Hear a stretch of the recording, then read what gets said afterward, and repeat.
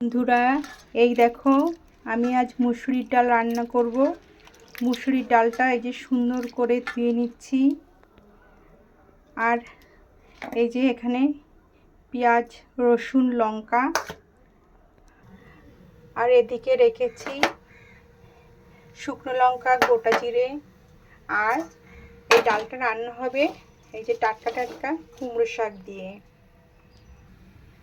এটা আমি একবারে প্রেসারে করব, আমার সময় কম, এই জন্য আমি এই যে প্রেসারে এই যে সর্ষের তেলটা দিয়ে দিয়েছি। আর এটা গরম হলেই এর মধ্যে এই যে শুকনো লঙ্কা, গোটা জিরে, এটা ফোড়ন দিয়ে পেঁয়াজ, রসুন এটা আমি নাড়াচাড়া করছি। মধ্যে একটু নুন আর একটু হলুদ,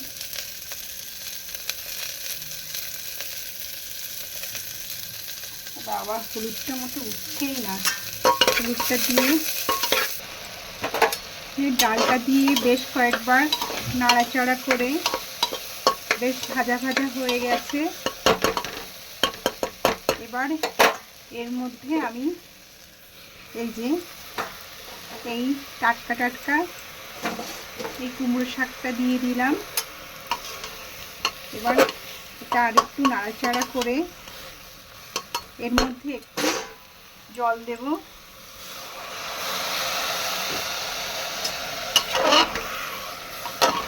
এই যে এটা ভালো করে মিশিয়ে নিয়ে এবার প্রেসারে দুটো সিটি দেওয়া হবে।